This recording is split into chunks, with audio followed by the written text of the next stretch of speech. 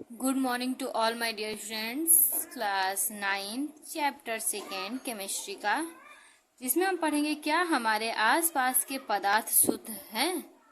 ये चैप्टर आप सभी को लिए बहुत ही इम्पोर्टेंट है, तो हम इस चैप्टर को स्टार्ट करते हैं। इस चैप्टर में सबसे पहला क्वेश्चन पूछा जाता है, मिश्रण किसे कहते हैं। ओके, तो जब दो या दो से अधिक पदार्थ या तत्व आपस में बिना किसी निश्चित अनुपात के मिले होते हैं तो ऐसे पदार्थ को मिश्रण कहते हैं। देखिए, मिश्रण क्या होता है, जब दो या दो से अधिक पदार्थ कोई निश्चित अनुपात में ना मिले, अनिश्चित अनुपात में मिले हों, तो ऐसे पदार्थ को क्या कहते हैं, मिश्रण कहते हैं। एग्जाम्पल, वायु, hydrogen, oxygen, nitrogen, carbon dioxide आदि का मिश्रण होता है। ठीक है, देखिए, वायु, हाइड्रोजन, ऑक्सीजन और नाइट्रोजन, कार्बन डाइऑक्साइड आदि का क्या होता है, ये मिश्रण का एक अच्छा एग्जाम्पल है। नेक्स्ट स्टार्ट करते हैं। इसके बाद देखिए, बारूद, पोटेशियम नाइट्रेट के NO3 या सोरा, गंधक या चारकोल का मिश्रण होता है। ओके, नेक्स्ट हम पढ़ेंगे पीतल, तांबा यानी Cu, कॉपर और जस्ता में जिंक, Zn का मिश्रण होता है। इसी के साथ अगर हम इस्पात की बात करें तो लोहा, कार्बन, क्रोमियम, मैग्नीशियम आदि का मिश्रण होता है। ओके, नेक्स्ट हम आगे बात करेंगे पदार्थ के बारे में। ये देख लीजिए, फ्लो चार्ट, बहुत प्यारी सी फ्लो चार्ट है, इसको ध्यान से आप लोग देखेंगे ना। देखिए, इस फ्लो चार्ट को हम ऐसे ही समझा रहे हैं, आप लोग इसे ध्यान देंगे। देखिए, पदार्थ, तो पदार्थ को क्या है, दो भागों में बांटा गया है। पहला है शुद्ध पदार्थ, दूसरा है मिश्रण। शुद्ध पदार्थ की बात करें तो ये दो पार्ट में डिवाइड है, तत्व, यौगिक। ठीक है, अब मिश्रण की बात करें या शुद्ध पदार्थ की, तो ये दो पार्ट में डिवाइड है, समांगी और विषमांगी। ओके, तत्व का एग्जाम्पल की बात करें, हाइड्रोजन, कार्बन, नाइट्रोजन आदि क्या है, तत्व के एग्जाम्पल हैं। यौगिक बात करें तो एग्जाम्पल के H2 मीन्स जल, CH4 means methane, NaCl means नमक, ये सभी क्या है, यौगिक के एग्जाम्पल हैं। इसके साथ ही अगर मिश्रण का एग्जाम्पल की बात करें, समांगी मिश्रण की, तो क्या है, जल में चीनी, जल में नमक, जल में एल्कोहल आदि किसका एग्जाम्पल है, समांगी मिश्रण का। अगर विषमांगी मिश्रण की बात करें तो इसका एग्जाम्पल है बालू तथा नमक, चीनी तथा नमक, तेल तथा पानी आदि किसके एग्जाम्पल है, विषमांगी मिश्रण के। ओके, नेक्स्ट हम बात करेंगे मिश्रण के प्रकार की। ओके, नेक्स्ट हम स्टडी करेंगे मिश्रण के प्रकार। तो स्टार्ट करते हैं मिश्रण के प्रकार। प्रायः मिश्रण दो प्रकार के होते हैं, समांगी मिश्रण और विषमांगी मिश्रण। सबसे पहला क्वेश्चन पूछा जाता है कि समांगी मिश्रण किसे कहते हैं। तो ऐसे मिश्रण जिनके प्रत्येक अवयव को पृथक नहीं किया जा सकता या मिश्रण के सभी घटक की संरचना एक जैसी होती है, समांगी मिश्रण कहते हैं। देखिए, समांगी मिश्रण क्या है, जो घटक है उसको क्या अलग अलग नहीं किया जा सकता, या फिर जितने भी घटक हैं उनको क्या अलग अलग नहीं देखा जा सकता। ऐसे जो मिश्रण होते हैं उसे क्या कहते हैं, समांगी मिश्रण कहते हैं। एग्जाम्पल, चीनी पानी का मिश्रण। नेक्स्ट, एल्कोहल जल का मिश्रण, शुद्ध पानी में विभिन्न प्रकार के गैसों का मिश्रण, इसका एग्जाम्पल है। नेक्स्ट हम बात करेंगे विषमांगी मिश्रण की। ऐसे मिश्रण जिनके प्रत्येक अवयव की समानता पृथक किया जा सकता है, विषमांगी मिश्रण कहलाते हैं। ऐसे मिश्रण जिनके सारे अवयव क्या अलग अलग क्या करके हम देख सकते हैं, ऐसे वो सभी क्या कहलाते हैं, विषमांगी मिश्रण कहलाते हैं। एग्जाम्पल की बात करें, चीनी बालू का मिश्रण, बालू पानी का मिश्रण, तेल पानी का मिश्रण, ये सभी है आपके विषमांगी मिश्रण के एग्जाम्पल। नेक्स्ट हम पढ़ेंगे विलयन।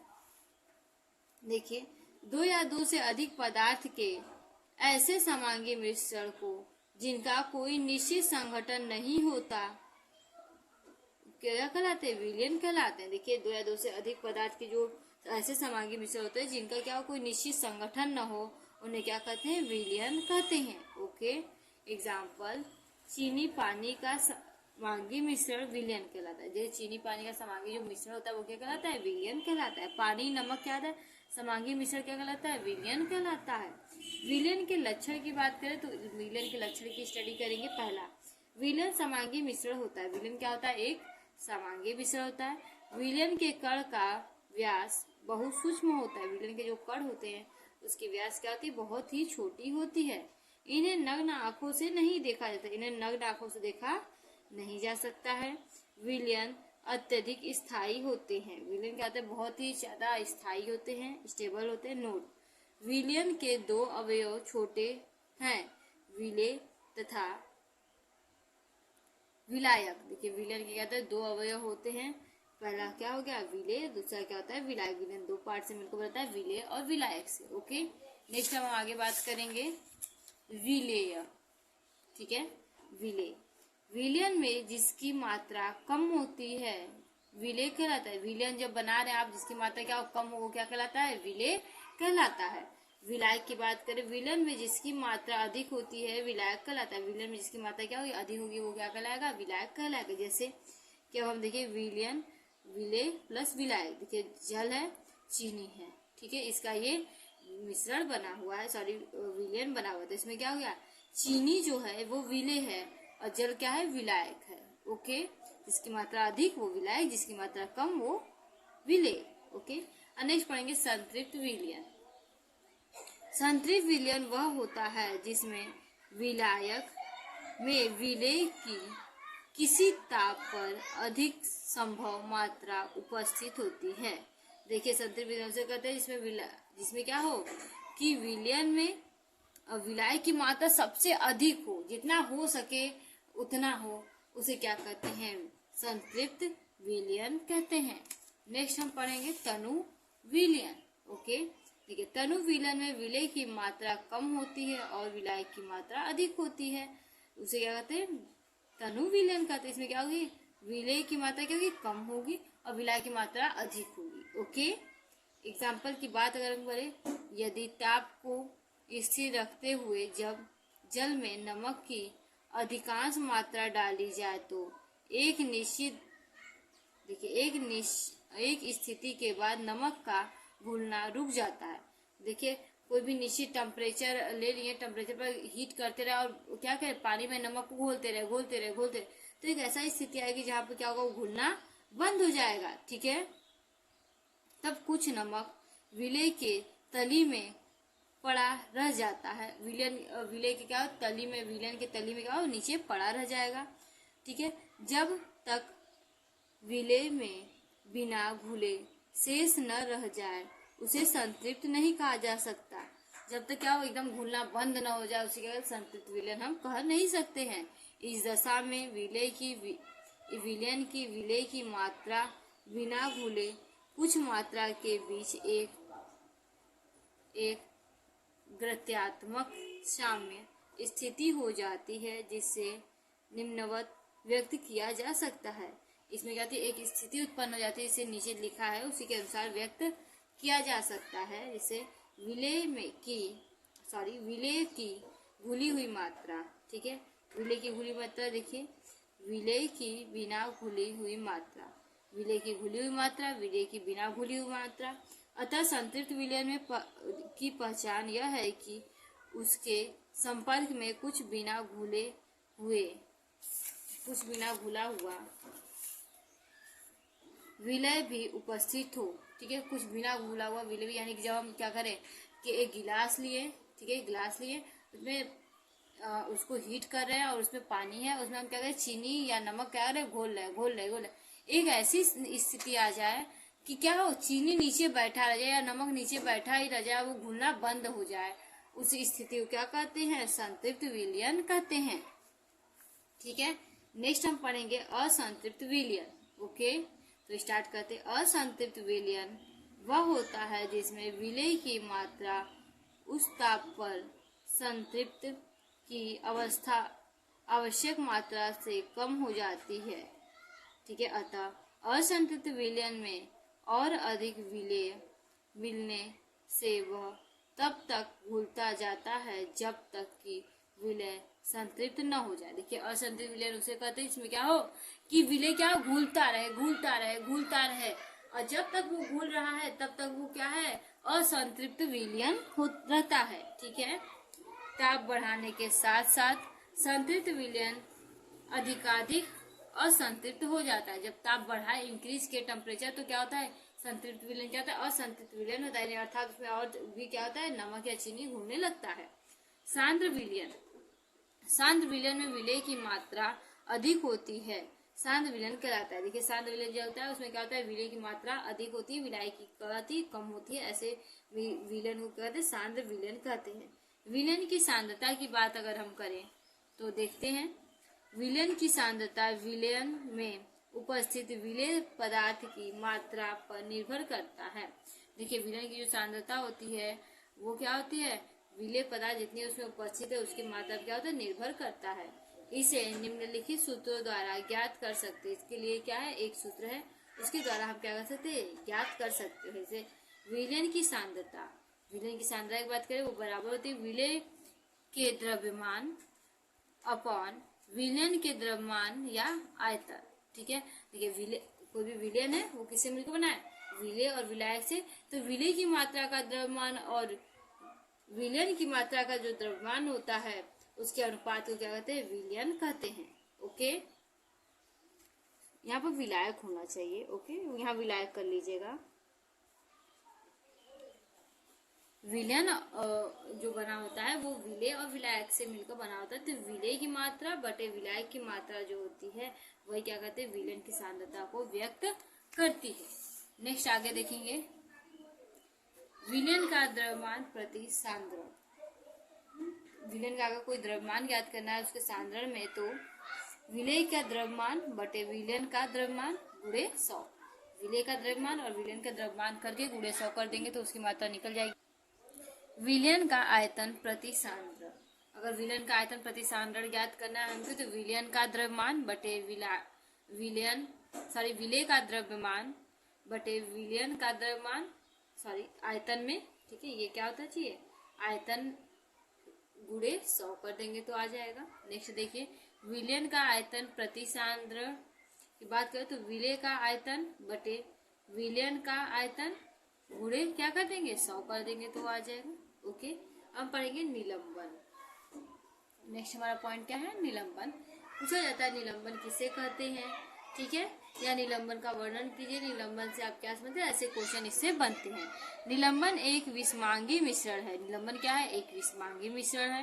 निलंबन के छोटे छोटे कण पूरे द्रव्य में बिना घुले फैले रहते हैं। जो निलंबन के कण होते हैं छोटे छोटे वो विलयन में पूरा घुले हुए क्या कहते हैं फैले रहते हैं। निलंबन में ठोस कण के आकार पर्याप्त बड़े होते हैं। जो निलंबन होते हैं उसमें जो ठोस के कण होते हैं उसका क्या होता है आकार बड़ा होता है। निलंबन में विलयन तथा विलायक के कणों में पर्याप्त अंतर नहीं होता। निलंबन के जो विलय और विलायक के कण होते हैं उसमें कोई ज्यादा अंतर नहीं होता है। विलेय के कणों का आकार, विलेय का जो कण होता है उसका 10⁻⁻5 से 10⁻⁻6, विलायक के कणों का आकार 10⁻⁻10 कोटि मीटर का होता है। निलंबन में कणों का नग्न आंखों से देखा जा सकता है। जो निलंबन होते हैं उसमें कणों क्या होता है नग्न आंखों से देखा जा सकता है। एग्जाम्पल की बात करें खड़िया जल का मिश्रण, क्या करें चौक को क्या करें पानी में घोल दे उसका मिश्रण, आटे पानी का मिश्रण, आटा ले ले उसे पानी में घोल दे उसका मिश्रण, ठीक है, मटमैला पानी इत्यादि क्या है निलंबन के एग्जाम्पल है। नेक्स्ट हम बात करेंगे निलंबन के गुण धर्म, ठीक है, तो निलंबन का निम्नलिखित गुण है। निलंबन एक विषमांगी मिश्रण है। निलंबन क्या है एक विषमांगी मिश्रण है। ओके, निलंबन के कणों को आसानी से देखा जा सकता है। निलंबन के जो कण होते हैं उसे क्या होता है इजिली देखा जा सकता है। निलंबन अस्थायी होते हैं। निलंबन क्या होता है अस्थायी होता है वो स्थायी नहीं होता है। निलंबन में विलेय के कण फिल्टर पेपर द्वारा नहीं छनते हैं। निलंबन जो होता है उसमें विलेय के जो कण होते हैं वो फिल्टर पेपर द्वारा छन नहीं सकते। निलंबन में विलेय के कणों को फिल्टर विधि द्वारा पृथक किया जा सकता है। निलंबन में जो कण है, विलेय के कण है, उसको क्या है फिल्टर विधि द्वारा क्या कर सकते हैं, अलग कर सकते हैं। निलंबन में प्रकाश किरण पुंज को गुजारने पर प्रकाश किरण पुंज का प्रकीर्णन हो जाता है। अगर निलंबन में हम प्रकाश किरण पुंज को गुजारे तो उसका क्या होता है, उसमें प्रकाश जो किरण पुंज होता है वो उसका क्या होता है, प्रकीर्णन हो जाता है। नेक्स्ट हम पढ़ेंगे कोलाइडल विलयन या कोलाइडी विलयन। ओके, इससे भी क्वेश्चन पूछा जाता है कोलाइडी विलयन किसे कहते हैं, कोलाइडी विलयन से आप क्या समझते हैं, वर्णन कीजिए। तो इसकी स्टडी हम करेंगे। कोलाइडी एक प्रकार का विलयन होता है जिसमें विलेय के कणों का आकार वास्तविक विलेय से बड़ा, निलंबन से छोटा होता है। ये कोलाइडी विलयन जो होता है उसमें क्या होता है कि यह भी एक विलयन का प्रकार है, इसमें क्या होता है कि जो विलेय का कण होता है वो क्या करता है, उसका आकार वास्तविक विलयन से बड़ा और निलंबन से क्या होता है, छोटा होता है। कोलाइडी विलयन समांगी विलयन की तरह होता है। कोलाइडी विलयन किसकी तरह, समांगी विलयन की तरह होता है, परंतु वास्तव में विषमांगी होता है। लेकिन रियल में अगर बात करें तो वो कैसा होता है, विषमांगी होता है। कोलाइडी विलयन में दो प्रवस्थाएं होती है। कोलाइडी विलयन के दो प्रवस्थाएं होती हैं, पहला है परिक्षिप्त और दूसरा है परिक्षेपण माध्यम। ठीक है, तो पहला हम बात करेंगे परिक्षिप्त प्रवस्था।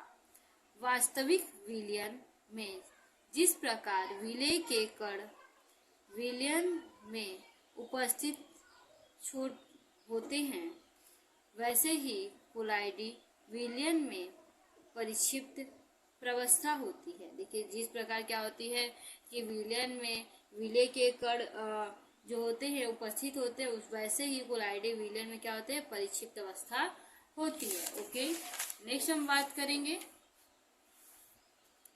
परिक्षेपण माध्यम की। ओके, तो देखिए कोलाइडी विलयन में विलयन का वह भाग जो सतत फैला रहता है, जिस प्रकार वास्तविक विलयन में विलायक सतत फैला होता है, उन्हें परिक्षेपण माध्यम कहते हैं। ठीक है, तो देखिए कोलाइडी विलयन जो होता है उसमें विलय के जो भाग होते हैं वो सतत क्या होते हैं, पूरे फैले हुए होते हैं। वैसे ही वास्तविक विलयन जो होता है, वैसे ही क्या होता है कि वास्तविक विलयन में जो कण होते हैं परिक्षेपण के, वो सतत फैले होते हैं। कोलाइडी विलयन का उदाहरण की बात करें तो मंद या स्टार्च, ठीक है, मंद या स्टार्च का विलयन। नेक्स्ट दूध, स्याही, रक्त, साबुन का विलयन, टूथपेस्ट, जेली, ठीक है, गोंद इत्यादि क्या है, इसके एग्जाम्पल है। कोलाइडो का वर्गीकरण की अगर हम बात करें तो कोलाइडो का वर्गीकरण देखिए, परिक्षेपण माध्यम, परिक्षिप्त प्रवस्था, कोलाइडी तंत्र का नाम और उदाहरण, इस तरह से इसको दर्शाया गया है। तो सबसे पहला हम पढ़ेंगे देखिए ठोस में, तो ठोस का परिक्षेपण माध्यम कहते हैं, ठोस होता है। परिक्षिप्त माध्यम प्रवस्था भी ठोस होती है। कोलाइडी तंत्र का नाम ठोस सॉल होगा। और उदाहरण की बात करें तो इसका उदाहरण आप देख सकते हैं। ठीक है, रूबी, कांच, मिश्र धातुएं एग्जाम्पल है इसकी। नेक्स्ट अगर हम बात किसी ठोस में द्रव का, फिर ठोस में गैस का, ऐसे ही आप आगे स्टडी करेंगे, इसको ध्यान से देख लेंगे। ओके, नेक्स्ट अब हम आगे पढ़ते हैं कोलाइडी विलयन के गुण। ठीक है, तो पहला पॉइंट है कोलाइडी विलयन देखने में समांगी होते हैं पर वास्तव में विषमांगी होते हैं। कोलाइडी विलयन को देखें तो वो समांगी विलयन की तरह दिखते हैं, लेकिन रियल में वो क्या होते हैं, विषमांगी होते हैं। नेक्स्ट, कोलाइडी विलयन में विलेय के कणों का आकार 10⁻⁻7 से 10⁻⁹ तथा विलयन के कणों का आकार 10⁻10 मीटर कोटि होता है। जो कोलाइडी विलयन होता है उसमें विलेय का जो कण होता है उसका आकार की बात 10⁻9 से 7 से 9 तथा विलायक का जो कण होता है उसका 10⁻10 मीटर कोटि मीटर होता है। ओके, थर्ड पॉइंट, समानता कोलाइड विलयन के कणों को सूक्ष्मदर्शी से कभी नहीं देखा जाता। जो समानता कोलाइड का जो विलयन होता है उसको सूक्ष्मदर्शी से आप देखना चाहे तो नहीं देख सकते। कोलाइड विलयन पर्याप्त स्थायी होता है। कोलाइड विलयन क्या होता है, पर्याप्त रूप से क्या होता है, स्थायी होता है, स्टेबल होता है। नेक्स्ट, कोलाइड विलयन के कण फिल्टर पेपर से निकल जाते हैं। कोलाइड विलयन के जो कण होते हैं वो क्या होते हैं, फिल्टर पेपर से निकल जाते हैं। इसीलिए फिल्टर विधि द्वारा कोलाइड विलयन के कण की पृथक नहीं किया जा सकता। इसीलिए क्या होता है, कोलाइड विलयन के जो कण होते हैं उनको फिल्टर विधि द्वारा अलग नहीं किया जा सकता है। नेक्स्ट पॉइंट हम पढ़ेंगे, कोलाइड विलयन में ब्राउनी गति तथा टिंडल प्रभाव देखने को मिलता है। जो कोलाइड विलयन होता है उसमें कहता है ब्राउनी गति और टिंडल प्रभाव दोनों ही देखने को मिलता है। तो हम पढ़ेंगे कि ब्राउनी गति किसे कहते हैं। क्वेश्चन इससे पूछा जाता है कि ब्राउनी गति किसे कहते हैं। ओके, तो स्टार्ट करते हैं। ब्राउनी गति, कोलाइड विलयन में उपस्थित विलेय तथा विलायक के कण लगातार टेढ़ी मेढ़ी गति करते रहते हैं, जिसे क्या कहते हैं, ब्राउनी गति कहते हैं। देखिए, कोलाइड जो विलयन होता है उसमें जो विलेय के कण होते हैं वो विलयन में निरंतर क्या टेढ़ी मेढ़ी गति करते थे, जिगजैग मोशन में चलते थे। ऐसे जो गति करते हैं उन्हें क्या कहते हैं, हम ब्राउनी गति कहते हैं। नेक्स्ट हम पढ़ेंगे टिंडल प्रभाव। ठीक है, टिंडल इफेक्ट पूछा जाता है, टिंडल प्रभाव किसे कहते हैं, तो उसको स्टडी करेंगे। देखिए, कोलाइड विलयन में प्रकाश किरण पुंज को गुजरने पर प्रकाश किरण पुंज का प्रकीर्णन हो जाता है। कोलाइड विलयन में जब प्रकाश किरण पुंज जाता है जब तो उसका क्या हो जाता है, प्रकीर्णन हो जाता है, जिसे टिंडल प्रभाव कहते हैं। उसी को क्या कहते हैं, टिंडल प्रभाव कहते हैं। भौतिक एवं रासायनिक परिवर्तन के हम स्टडी करेंगे, ये भी बहुत इंपॉर्टेंट है, वेरी इंपॉर्टेंट ना। भौतिक परिवर्तन, कोई नया पदार्थ, सॉरी फिर से देखिए इसको देखिए, भौतिक परिवर्तन, वे परिवर्तन जिसमें कोई नया पदार्थ नहीं बनता। भौतिक परिवर्तन तो बहुत छोटे में ये लिखा गया है, बहुत ही ज्यादा इजी वे में, कि वे परिवर्तन जिसमें कोई नया पदार्थ का फॉर्मेशन नहीं होता है, ऐसे परिवर्तन क्या कहते हैं, भौतिक परिवर्तन कहते हैं। एग्जाम्पल की अगर हम बात करें तो बर्फ का गलना, ठीक है। नेक्स्ट है जल का हिमीकरण, मिस जमना, जल का जमना, संघनन आदि क्या है कि भौतिक परिवर्तन के एग्जाम्पल हैं। ओके, नेक्स्ट हम पढ़ेंगे रासायनिक परिवर्तन। ऐसा परिवर्तन जिसमें नए पदार्थ का निर्माण होता है रासायनिक परिवर्तन कहलाता है। ऐसा कोई परिवर्तन जिसमें क्या कोई नया पदार्थ बने उसे क्या कहेंगे, रासायनिक परिवर्तन कहेंगे। एग्जाम्पल, कांच का जलना, ठीक है, दूध से दही का बनना, लोहे पर जंग लगना आदि, ठीक है, या इत्यादि ना। ये किसका एग्जाम्पल है, रासायनिक परिवर्तन का। इसमें क्या होता है कि कोई उसकी पूरी स्ट्रक्चर चेंज हो जाती है ना, कोई जो पुरानी अवस्था में उसे पूरा एकदम टोटल नई अवस्था, जैसे दूध का दही में कन्वर्ट होना। दूध देखिए, दूध में क्या होता है, विटामिन सी नहीं पाया जाता है, लेकिन दही में क्या होता है, विटामिन सी पाया जाता है। दूध लिक्विड होता है, वो क्या होता है कि थोड़ा सा गाढ़ा हो जाता है, ठीक है। इसी तरह आपका है लोहे से जंग लगना, अब एकदम वो चेंज हो गया। लोहा था वो इतना स्टेबल था, इतना मजबूत था, अब वो जंग एकदम कोई काम का नहीं, ठीक है। ऐसे ही इसके एग्जाम्पल हैं, आप ध्यान से देखेंगे। नेक्स्ट है शुद्ध पदार्थ में के प्रकार। शुद्ध पदार्थ के प्रकार की बात करें, शुद्ध पदार्थ सामान्यतः दो प्रकार के होते हैं, तत्व तथा यौगिक। शुद्ध पदार्थ की बात करें उसे दो पार्ट में डिवाइड किया है, तत्व और दूसरा क्या है, यौगिक। सबसे पहले हम पढ़ेंगे तत्व। तत्व वे मूल द्रव्य है जिसमें एक ही प्रकार के परमाणु होते। तत्व क्या है, वे मूल द्रव्य है जिसमें क्या होता है, एक ही प्रकार के परमाणु, दो प्रकार के परमाणु नहीं होंगे, ठीक है। इन्हें साधारणतः भौतिक या रासायनिक विधियों द्वारा विभिन्न गुणों वाले दो या दो से अधिक अन्य सरल पदार्थ में विभाजित नहीं किया जा सकता। इन्हें क्या है कि कोई भी विधि द्वारा दो या दो से अधिक विधियों में दो या दो से अधिक पार्ट में डिवाइड नहीं किया जा सकता है, ठीक है। नेक्स्ट आगे हम पढ़ेंगे, तत्व मुख्यतः तीन प्रकार के होते हैं। पहला है धातु, दूसरा अधातु, तीसरा हम पढ़ेंगे उपधातु। सबसे पहले हम पढ़ेंगे धातु। धातु वे तत्व होते हैं जो सामान्य अभिक्रिया से अपने परमाणुओं से एक या एक से अधिक इलेक्ट्रॉन त्याग कर धनायन बनाने की प्रवृत्ति रखते हैं। देखिए, धातु होते हैं जो क्या कहते हैं, समान अभिक्रिया के द्वारा वो क्या कहते हैं, एक अपने इलेक्ट्रॉन को क्या कहते हैं, त्याग देते हैं, एक या एक से अधिक इलेक्ट्रॉन को त्याग देते हैं, और त्याग के क्या कहते हैं, पॉजिटिव चार्ज हो जाते हैं। एग्जाम्पल सोना, चांदी, तांबा, सोडियम, पारा इत्यादि इसके एग्जाम्पल है। देखिए सोडियम क्या है कि पॉजिटिव चार्ज होने के लिए एक इलेक्ट्रॉन क्या किया, त्याग दिया, ये क्या होता है, पॉजिटिव चार्ज हो गया। ऐसे ही देखिए आयरन 2 इलेक्ट्रॉन त्याग दिया, 2 इलेक्ट्रॉन त्यागा तो 2 पॉजिटिव चार्ज इस पर हो गया। इसी तरह हम पढ़ेंगे 2n, तो 2n अगर इलेक्ट्रॉन 2 इलेक्ट्रॉन त्याग किया तो 2n पर कितना हो गया, 2 पॉजिटिव चार्ज। जितने इलेक्ट्रॉन त्यागेंगे उतना का उसको पॉजिटिव चार्ज बनेगा।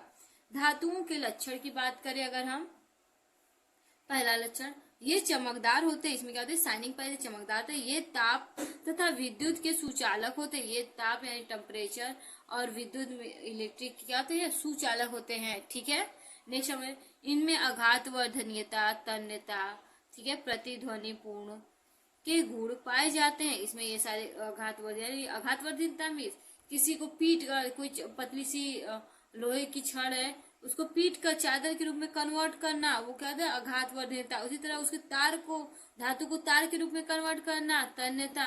ठीक है, और उसको एक दूसरे पीटना, प्रतिध्वनिपूर्णता, ये सभी क्वालिटीज में पाए जाते हैं धातु। नेक्स्ट हम पढ़ेंगे अधातु। अधातु में वे तत्व होते हैं जो सामान्यतः अभिक्रिया में इलेक्ट्रॉन का त्याग नहीं करते हैं, जो क्या सामान्य अभिक्रिया में क्या कहते हैं, इलेक्ट्रॉन का त्याग नहीं करते हैं। ओके, एग्जाम्पल की बात करें, carbon, hydrogen, oxygen, nitrogen, phosphorus, bromine इत्यादि क्या है इसके एग्जाम्पल। देखिए ये क्या करेंगे, ये इलेक्ट्रॉन त्यागेंगे नहीं, ये इलेक्ट्रॉनिक एक्सेप्ट करेंगे और एक्सेप्ट करके माइनस चार्ज बनाते हैं। जैसे ब्रोमीन 1 इलेक्ट्रॉन एक्सेप्ट किया तो क्या किया, 1 माइनस चार्ज। तो क्लोरीन 1 इलेक्ट्रॉन एक्सेप्ट किया तो 1 minus charge. Oxygen 2 electron accept किया, 2 minus charge. Nitrogen 3 electron accept किया, 3 माइनस चार्ज हो गया उस पर। ठीक है, हम पढ़ेंगे अधातुओं के गुण। ठीक है, देखिए स्टार्ट करते हैं। अधातु में तन्यता, आघातवर्धनीयता के गुण नहीं पाए, इसमें तन्यता और आघातवर्धनीयता की जो क्वालिटी होती है नहीं होती है। अधातुएं भंगुर होती हैं, भंगुर भी पीटने पर वो तुरंत टूट जाती हैं, एक एक छोटे छोटे पार्टिकल्स में डिवाइड हो जाती हैं। इसमें विशेष प्रकार की चमक पाई जाती है, इसमें क्या होती है, एक विशेष प्रकार की शाइनिंग पाई जाती है, सॉरी नहीं पाई जाती, इसमें किसी विशेष प्रकार की शाइनिंग नहीं पाई जाती है। नेक्स्ट हम पढ़ेंगे उपधातु। ऐसे तत्व जिनमें धातु तथा अधातु दोनों के गुण पाए जाते हैं उन्हें क्या कहते हैं, उपधातु। से धातु की भी क्वालिटी पाई देंगे, अधातु की भी क्वालिटी पाई देंगे, दोनों क्वालिटी उसमें पाई जाएंगे, तो इसलिए उसे क्या कहेंगे, उपधातु कहेंगे। अब नेक्स्ट हम पढ़ेंगे यौगिक। ठीक है, तो यौगिक वह सूक्ष्म पदार्थ है जो किसी निश्चित अनुपात में 2 या 2 से अधिक तत्व से मिलने से क्या होता है, बनता है या बने होते हैं। देखिए यौगिक क्या होता है, वह शुद्ध पदार्थ है जो 2 या 2 से अधिक कोई भी पदार्थ को एक निश्चित अनुपात में मिलने से क्या होता है, बनता है, उसे क्या होता है यौगिक। जैसे जल H2O, शर्करा C12H22O11, carbon dioxide CO2, methane CH4, glucose C6H12O6, ये क्या निश्चित अनुपात में मिलाया गया है। ठीक है, तो क्या करें, इसका फॉर्मेशन होता है। नेक्स्ट हम पढ़ेंगे मिश्रण और यौगिक में अंतर, वेरी इंपॉर्टेंट, मिश्रण और यौगिक में अंतर। ओके, क्वेश्चन पूछा था मिश्रण और यौगिक में 5 अंतर लिखिए या बताइए। तो स्टार्ट करते हैं, पहले मिश्रण एक साइड लिखेंगे, दूसरी साइड यौगिक, बीच में एक लंबी पाई खींचेंगे। अब पहला पॉइंट इसमें मिश्रण में, मिश्रण से इनके अवयव पदार्थ के भौतिक विधियों जैसे छानना, वाष्पन, उद्वापातन आदि द्वारा पृथक किया जाता है। मिश्रण के जो अवयव हैं मिले हैं उसको छान कर, वाष्पीकृत करके या उद्वापातन विधि द्वारा क्या कर सकते हैं, अलग हम कर सकते हैं। अब यौगिक की बात करें, यौगिक से इनके अवयव को भौतिक विधियों द्वारा पृथक नहीं किया जा सकता। जो यौगिक है उसमें क्योंकि छोटे छोटे पार्टिकल से बने हुए हैं, मिलकर बने हुए हैं, तो उसके क्या थे, अलग हम नहीं कर सकते। इसके बाद मिश्रण में इसके अवयव पदार्थ के सभी गुणधर्म पाए जाते हैं। मिश्रण जो अवयव होते हैं उसमें पदार्थ के सारी क्वालिटीज पाई जाती हैं। यौगिक गुणधर्म इनके अवयव पदार्थ से भिन्न होते हैं, इनके जो अवयव होते हैं उनके कहते हैं पदार्थ जैसा मिलकर बने, लेकिन उस तरह से ये नहीं दिखते। ओके, मिश्रण के बनते समय ऊर्जा इत्यादि के ऊर्जा न तो शोषित होता है और न ही मुक्त होता है। जब मिश्रण का फॉर्मेशन होता है उसमें ऊर्जा की ना ही आवश्यकता होती है, ना ही ऊर्जा क्या होती है, मुक्त होती है। नेक्स्ट है देखेंगे यौगिक में, यौगिक के गुणधर्म इनके अवयव पदार्थ में भिन्न होते हैं।